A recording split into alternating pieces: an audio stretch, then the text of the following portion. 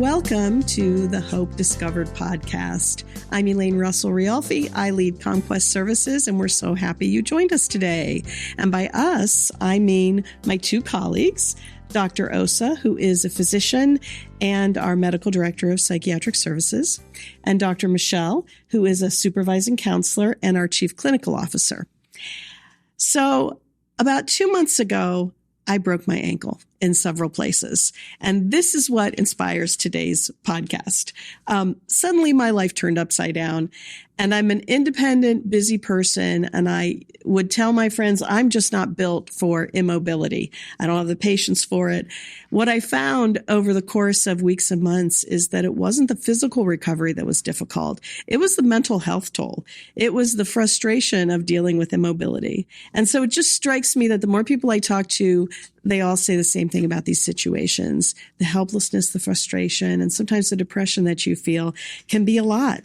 Because being sidelined unexpectedly by a physical challenge is not something any of us prepare for, and it can be very isolating.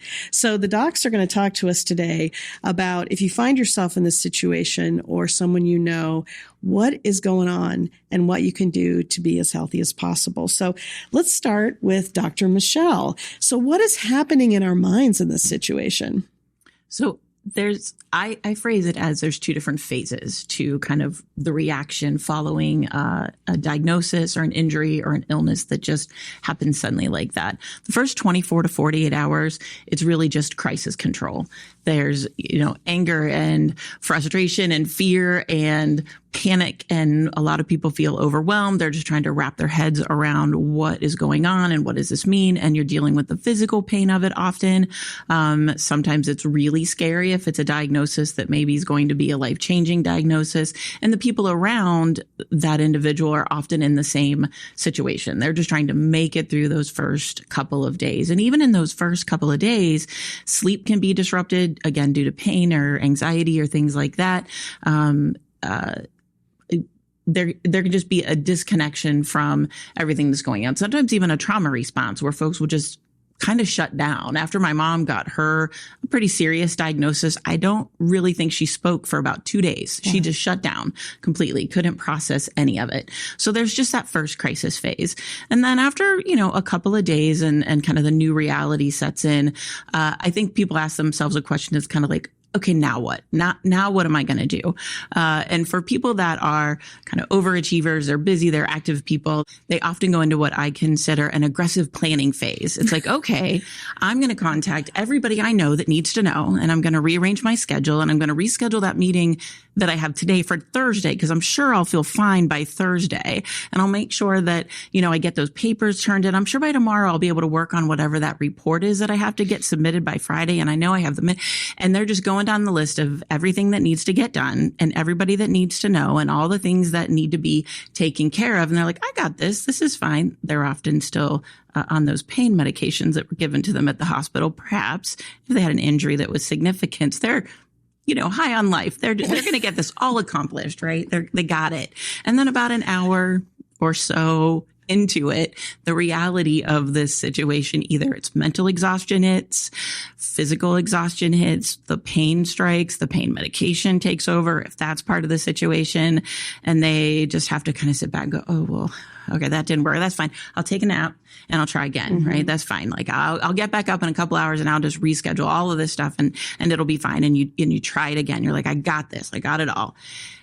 And that cycle can continue for a little bit. And then it becomes clear that there's new limitations, that's not going to work. For some people, this means I need to reach out and ask for help. For some people, this means I'm just going to take my time and take a step back. But there's just this real chaotic feeling. And sometimes when that settles in, kind of in folks' chests, it settles in, there's that beginning of grief of, I don't think I can do this.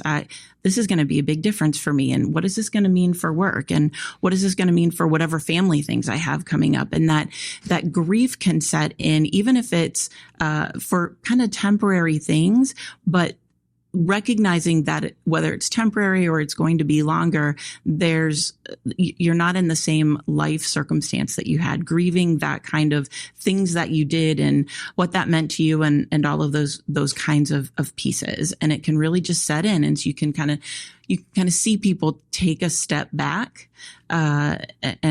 and try to figure out where to go from there. Oftentimes sleep continues to be disrupted, whether it's pain or there's other things that are going on.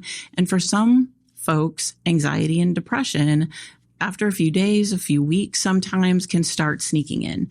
And for a lot of people, it's difficult to name that emotion. A lot of people don't go, oh, I'm feeling anxiety, or perhaps I'm experiencing depression. Instead, they might not be able to sleep even when the pain isn't getting to them, or they find themselves stopping asking for help. They just withdraw and they stay in their bedroom because it just feels safer. It's just easier. They can just become exhausted. And that can significantly impact everything they do, everything in their life. And it can be debilitating for some people. And we'll talk a little bit later about what do you do and what do you do if that's you, or what do you do if that's someone that you love or you care about, that you're seeing that happen. But the other piece that happens, the family roles change, whether they have kids or it's their partner or whomever it is. The things that their partner was used to them doing, they can't do. And the things that they haven't asked their partner perhaps to do in the past, they now need them to do. So, and it's not comfortable. That can be really uncomfortable for the entire family system. Yeah. And it just becomes difficult at that place. So, and one last thing I'll say too, in terms of, again, high achievers and people that are highly independent, is a lot of those folks, they define who they are by what they do. Yep. And when you're not able to do the things, and whether it might not be the entire definition of who you are, but it's a piece of it. The activities that you do, the accomplishments that you get every day that you succeed at. And when those are gone, that can feel terrible. And then what do you do? Right? When the action goes away, the coping skills go away. So we have to, identify different things that we can do. And I'll throw out there for you, with an ankle injury and not being able to drive, that's a remarkable issue or concern that people don't take seriously. And I can't speak for you. Maybe you'll comment on how you felt, but I can just say awful. I feel awful and grumpy about it. Yeah. That I can't drive myself around. It's been over 2 months and finish. No, that's exactly it. Right. Yeah. It feels awful. And it's a loss of control. And that's an overriding message we're going to talk about through all of this is there's a loss of independence. There's a loss of control. Folks can feel trapped. They have to ask someone to take them places when they want to go somewhere, when they're used to just getting up and going and doing. And that can be really hard to ask for help. And it can feel it can make people feel helpless. And that's not generally a great feeling for people. Just last week, we cut the ribbon on the opening of a new women's residential facility. And the final 2 months of that project, I was unable to drive and I couldn't get out there to see the place. And that was one example of a project that was very important to all of us. But the team had it. And it was actually a learning opportunity for me to say, let the team have it. Let the team do it. And it's going to be fine. And it was. And they did a fabulous job. They never did need me, but just the sense of being there as a leader and knowing what's happening was so difficult. The other thing that's really interesting about what you say is that it's like, I feel like a case study, but I know that I'm not. What you described happens to everybody. As I talk to friends who'd been through these situations, they described the same feelings I was having, and you just described it all perfectly. And I think it can be so isolating because you don't prepare yourself for a situation like that. You can't possibly, right? And so you think you're the only one going through it. And that's why we're talking today. Because if we talk about it, then somebody who's experiencing something bad for the first time might say, okay, this is normal. Would you call it normal? This is a normal response to the situation, to have these feelings? Typical. It's a typical response. Right. So, Dr. Osa, you're a psychiatrist. You're going to talk to us about the mental health part of all this, but I'm sure you also feel for the poor MDs who are out there trying to, whether it's an oncologist, an orthopedic doctor, who are trying to tell the patient, this is what we need from you right now. We need you to rest. So how does one reconcile that? And as they're trying to do the right thing that the doctor's telling them to do, but they're struggling. But when we talk about the healing process, we talk about recovery, it's an active process. Folks don't see what's happened. Again, you have a sudden injury, and you are now sort of, again, out of the acute injury phase, and now you're in the healing phase. There are things happening at the molecular level every single second that is moving you towards recovery. All of the inflammatory markers are now reduced, and there are all these other things occurring. Again, what we experience emotionally and mentally affects that process.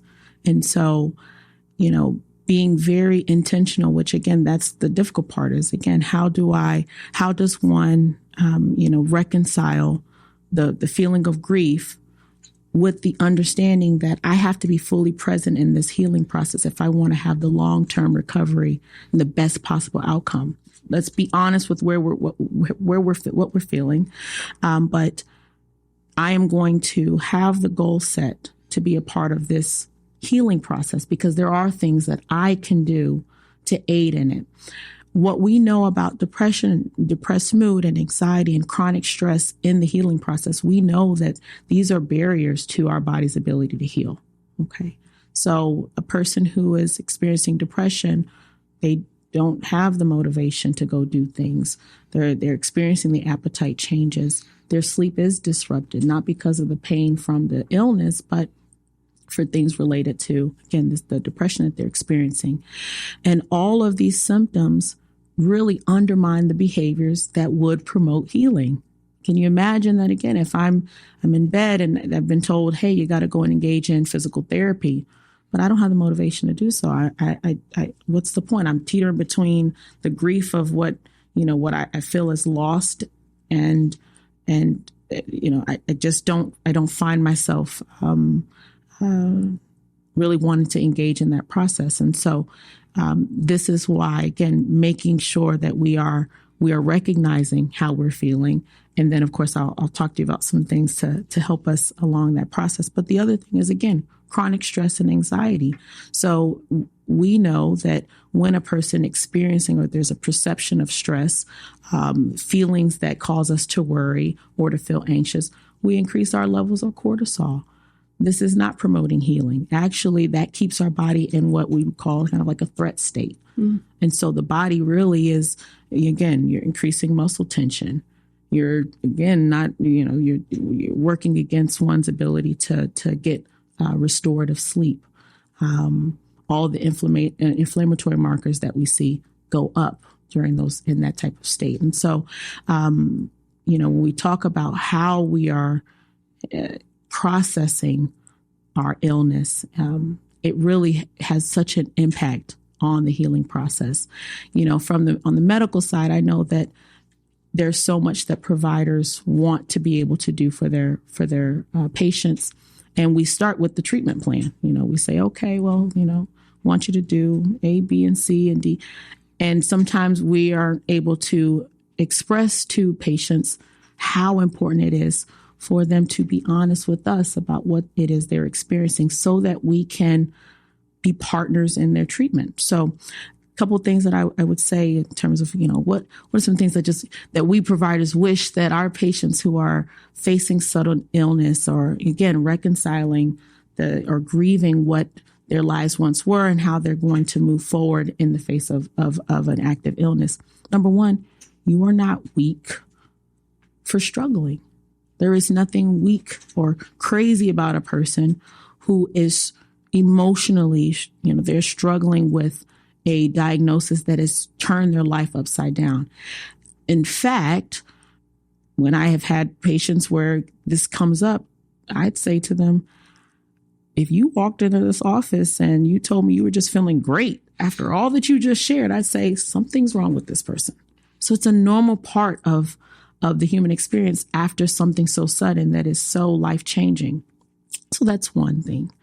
The other is really, again, is recognizing that when you are asking for help, that's really, it's not a detour to one's healing. It is truly the very thing that's going to ensure your recovery. And so For those of us who tend to be very self-reliant, we have very busy schedules. Asking for help is probably one of the hardest things for us to do. But again, your providers are there to validate those feelings, and we want to do that. And so, bring us into that conversation, because sometimes we can help you and strategize. How do I ask for help? How do you're facing a new illness that has impacted your daily life. What are some ways in which we can work within our limitation to still get things done, right? There's probably a sense for some people of feeling like a failure because they can't do all the things they're supposed to do, or they're not being tough enough through their recovery. But I think what you're telling us is that a physician understands and can expect this as they're helping you through whatever. Absolutely. So just be frank and direct with the physician. Absolutely. Yeah. That is the other piece of this. Your treatment plan that your providers are giving to you, it's not a prison sentence. It's a partnership. Yeah. If your care provider has told you, I want you to do A, B, C, D, and E, and you're looking at E and you're like, I cannot do this. This is not feasible for me. This is not going to work. Tell your care provider, because the truth is we cannot move forward in tailoring a treatment plan that's going to work for you if I don't know that that's a non-negotiable. And we're there to work with you. We're there to adjust things as we go so that we give you the best possible chance for a great outcome. The other piece of it is you got to be honest when you're doing the stuff and when you're not doing it. Because again, all of our recommendations assume that you're following our recommendations. So don't tell Dr. Corpy I did all my ankle exercises if I skip them. Just tell him. Just tell him. Even if he'll be disappointed in me. He won't be disappointed. So again, that is, That's the thing, right? That is. I did them, by the way. Well, again, folks who tend to be very self-reliant, folks who just have been able to get things done and are, again, self-reliant, don't want to disappoint. No, right. Those that are in their corner. But that's not the case. It's just in order for us to gauge where you are in your recovery process, knowing that you did or did not do certain activities or follow certain recommendations helps to guide what we do next along this journey. And so the honesty is a huge part of it. And we providers, we want the honesty. We absolutely require it. The last thing I would say on that is that, particularly because it is a very normal human reaction to be in recovery, and have moments of utter frustration. Yeah. Anger, in fact. Yeah. Let us know. Because again, one, we want to validate your feelings. We want to normalize those feelings that you have. And then we want to say, okay, what can we do? Given how you're feeling right now, what are some things we can do to improve that feeling while also staying the course? But I can't help you stay the course if I don't have all the information. And so, I'll finish with saying that really the healing process, it's a very active process. Yeah. And so the person who feels like they're just in their bed, they can't do anything. No, resting, you are doing exactly what your body needs. It is allowing for time and space for the body, which is always working towards healing. If I cut my finger, I don't have to do anything. My body starts healing. And so I think the most difficult part for many is just the time. Yeah. It's really tough. But if you allow for the time, the outcomes, some of those, the outcomes that we try to avoid, again, the chronic pain syndromes that people can experience when, again, they've tried to do too much too soon. Yeah. They don't realize it, but they may be doing damage to the very area that's trying to recover. And so this active process requires us to be so deliberate to protecting the very thing that is helping us to do, which is our mind. Got it. So, okay. So the person is sitting in the bed like they're supposed to. They're resting like they're supposed to. Are there maybe 3 to 5 daily activities, maybe one of you could share, to get through that moment? Like, I know I'm supposed to rest. I'm listening to everything you just said, but what are the things that we can do whilst we're sitting there to get through it easier? Dr. Michelle, do you have ideas? Sure. The first thing I would say is pace yourself. Okay. So assuming, based on what you just said, you're taking care of yourself, you're staying in bed when you need to, you're not pushing yourself, you're doing those things, is you pace yourself according to how your body feels, right? Your body will speak to you through some of this and tell you, okay, it's time to rest, right? It's time to put your foot up. It's time to, sit down, take a nap, do what you need to do, and follow that. And that's okay. That's not a failure. I love saying that, right? That's not a failure. So pace yourself and set expectations that are manageable. And if you're not quite sure what's manageable, chat with someone, chat with your physician, chat with your PT, chat with your, your friends, the people around you. Like, you think I'm doing too much? They'll probably tell you, right? They'll probably tell you. So that's number one. Number two is set a schedule that does work for you. So even if someone's in bed, it might be, first thing in the morning, I'm going to do this. I'm going to get up and I'm going to, have my first cup of coffee. And then I'm going to text, I'm going to text Abby. I'm going to text my friend and see how things are going. I'm going to check in because that'll make me feel better. And then at, 1:00, I'm going to talk with my sister because that makes me feel better. Or I'm going to, if you're in a position where I'm going to check emails just for like 5 minutes, but set a schedule for yourself, including the sleep in all of this is so important, and sleep hygiene and trying to, continue to go to bed at the same time, continue to sleep when your body needs it, but also maintain just healthy sleep can do so much for you. And asking for help, of course, is part of that. So staying connected, huge in all of this. And then there's lots of skills and the internet can be a dangerous place, but it can also be an incredibly rich resource. So things that are relaxation skills, box breathing, slow breathing. Can you take just a second on what is Sure. box breathing? So basically box breathing is just a technique where you breathe in for 4 counts, you hold for 4 counts, you breathe out for 4 counts. Repeat, go 4 counts, and then repeat over and over again. And there are literally thousands of different breathing exercises that are out there, and some work for different people. There's, relaxation exercises, muscle relaxation exercises that you start at the top of your head and you go all the way down to your toes and you relax all the way down. Grounding techniques. So one I love is just grounding techniques of, what are 5 things I can see? What are 4 things I can hear? 3 things I can smell? That just brings you back to your body. It brings you back to the present. It can calm your mind because sometimes people's minds are just racing. They won't settle. They just won't settle. And so there's lots of things that you can do, and your physicians and your caregivers are going to be able to share those with you too and give you resources for those sorts of things. So those are big chunks of it. Keep in mind that recovery isn't linear. So oftentimes, I'm sure you have found this, you're like, I'm having a really good day. So I'm going to go downstairs and I'm going to do this. And then maybe I'll stand up and do the dishes a little bit. And then an hour later, you're regretting that decision, right? Because it was just too much too fast. So there's that space of not pushing yourself, setting appropriate expectations. And then I think a great deal of it is mindset as well. It's how we're thinking about what is happening with you. So Dr. Osa, you referenced healing is a job, is you're doing something. Doing nothing can be doing something, but having to tell yourself that can be a big piece of it. You're like talking yourself down all the time. Setting small goals and celebrating them. Okay. That could be huge. So if you're stuck in a bed, it might be, okay, I'm going to read 1 chapter of this book. And that's your goal. Or I'm going to do 3 out of the 5 exercises that the doctor said that I'm going to. So if I can't get through all 5 because I just can't, but today I'm going to try 3. And maybe tomorrow I'll try 4. And then I'm going to celebrate the fact that I did 4.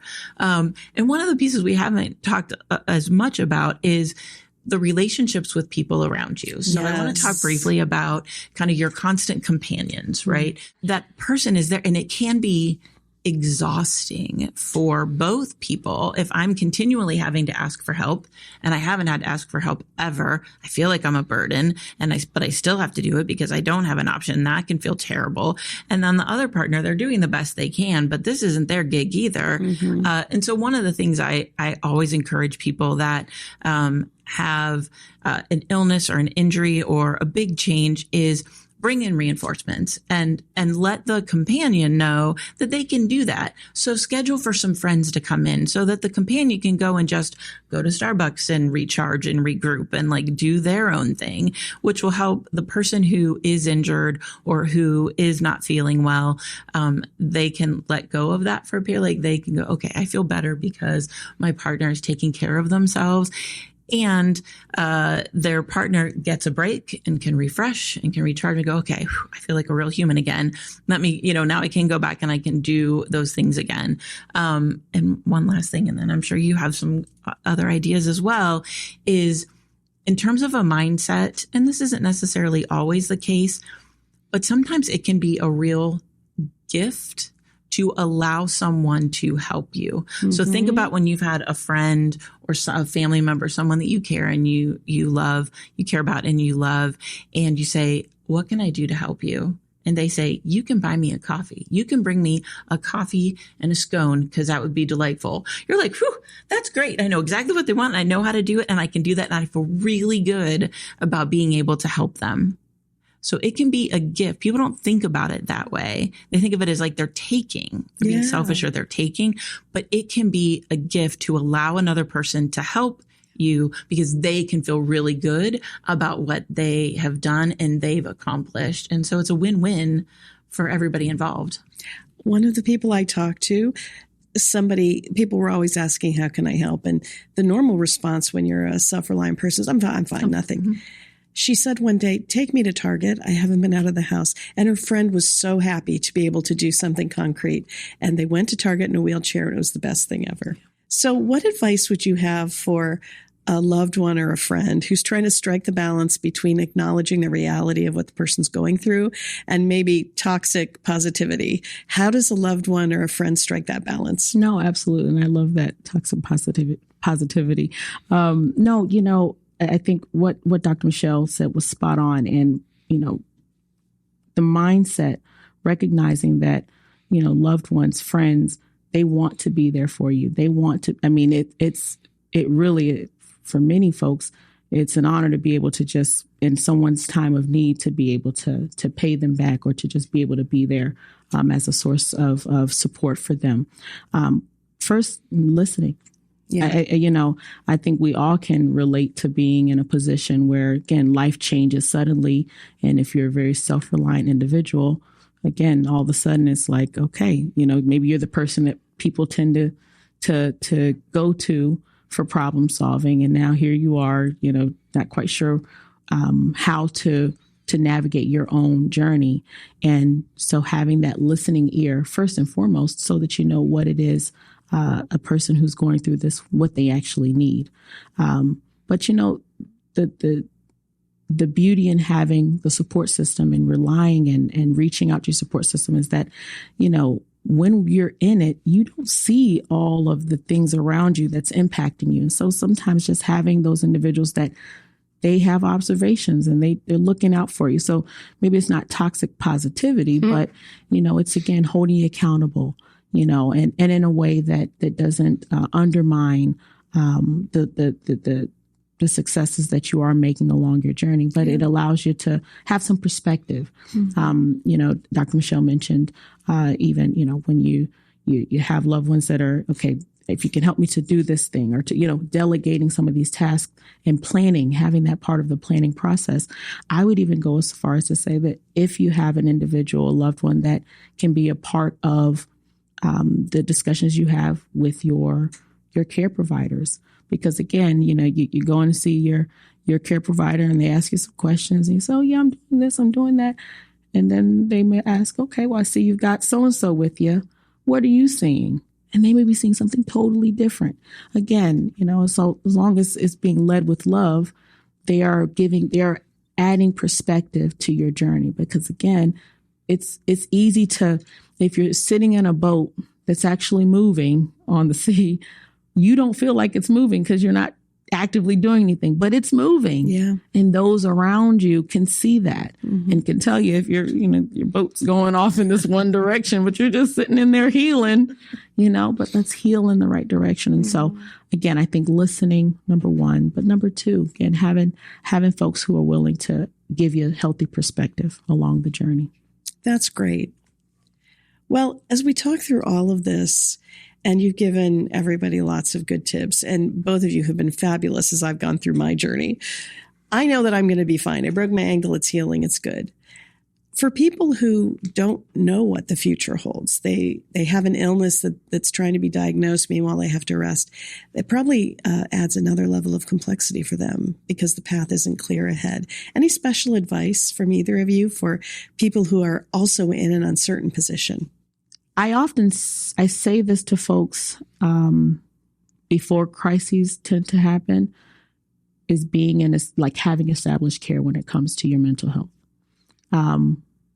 But when a sudden illness or something life-changing occurs, sooner rather than later, even if you don't think you'll need it, even if you're not sure, again, you haven't quite named the fact that you've been feeling depressed. You just know that, this feeling of, I'm feeling some sense of hopelessness. I'm not feeling like myself. I'm leaning on my support around me, but, I'm withdrawing a bit more.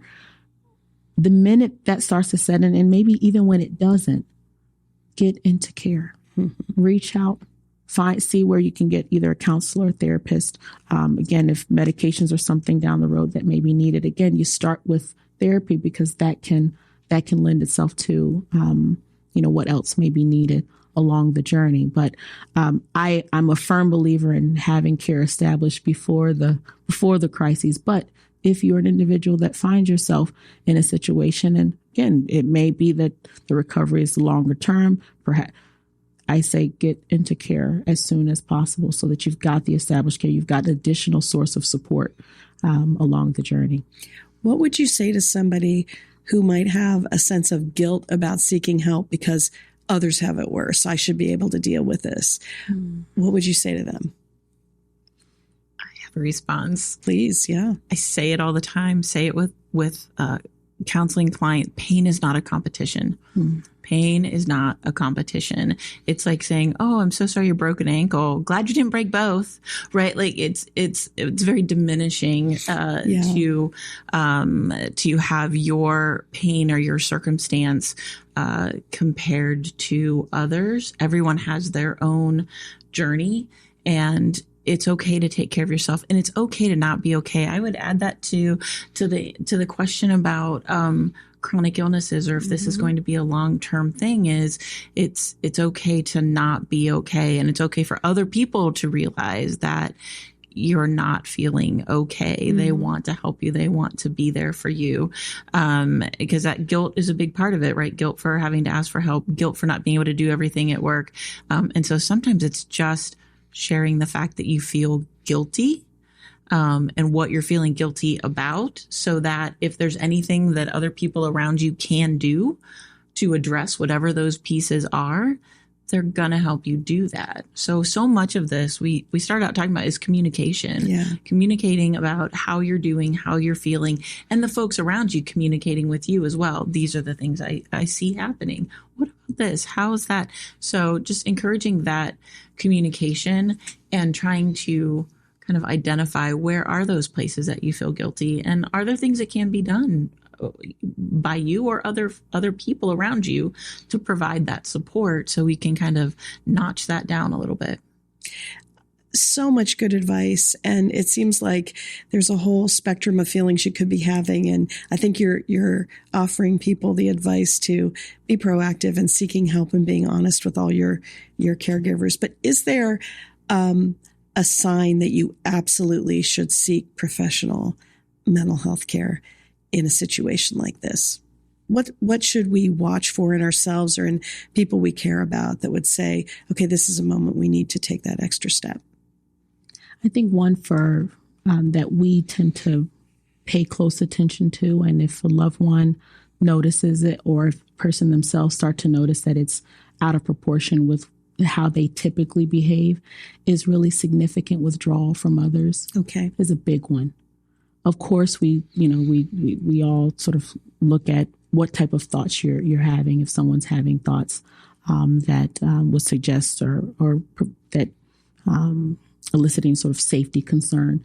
But one of the things that folks, we may notice it and may be lingering and we don't necessarily pay it attention is really that withdrawing.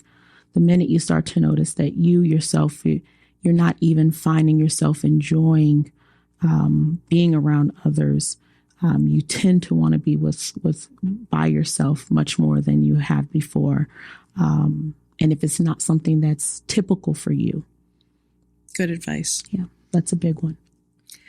Well, yeah, go ahead. Sorry. No, go right ahead. I think another piece to that is when someone starts thinking about, is it worth it for me to stay around? Oh, yeah. So I've worked with one individual, sticks out really strongly in my mind, who received a significant diagnosis, but with treatment and things like that, had several good years.